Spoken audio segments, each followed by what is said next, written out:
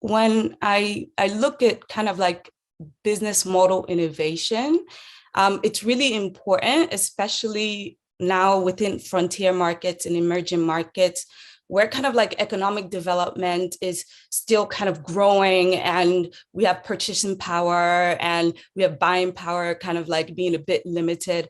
I think it's particularly important for companies to kind of like that are especially serving, I would say, the middle to bottom of the pyramid customers, to be very innovative around their business model, right? So when you think about a business model, what I think about really is, how do you create and capture value, right, through your business? So oftentimes when people are building their businesses, they don't really quite take the time to kind of think about, what kind of product am I building? Who am I building this product for?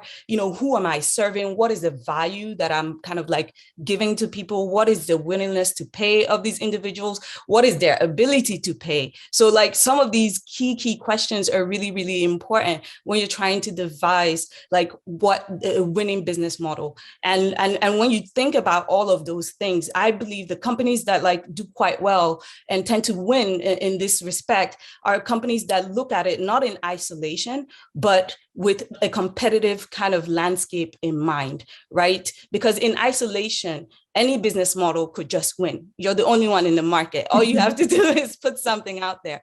But you have to rope in the fact that there are technological advances right now going on.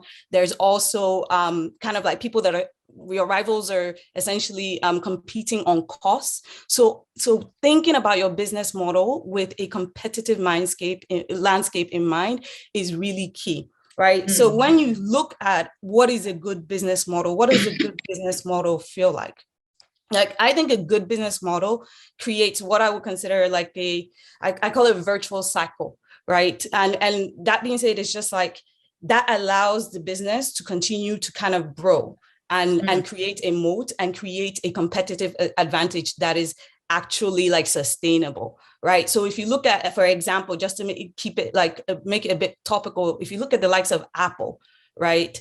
And the interconnectivity that they've kind of like provided with their products. And then you're talking about the design of the product, the functionality of the product, all those things come together to give the customer a seamless experience, right? And then on top of that, what they've now done is said, hey, you should have an Apple phone because I want to be able to share my photos with you through AirDrop, right? So then you see this kind of like virtual cycle just being created, right, by the model that they have now built, right? So and what that does is create stickiness, and when you have this kind of like this cycle that where almost like it's somewhat of like a network effect gets created by this kind of business model, it then helps you realize, it then helps like Apple actually maintain a really good customer base and keep growing, right? So to me, when you have a business model that is very, very, very smart,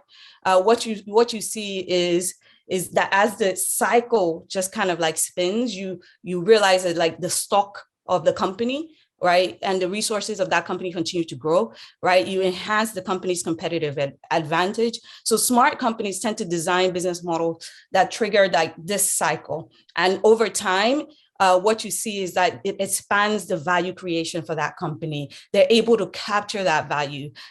So to me, it's almost like a snowball effect, or you can also call it like Newton's first law, right? An object in motion that it's going to keep moving at the same speed in the same direction, right? Unless something stops it.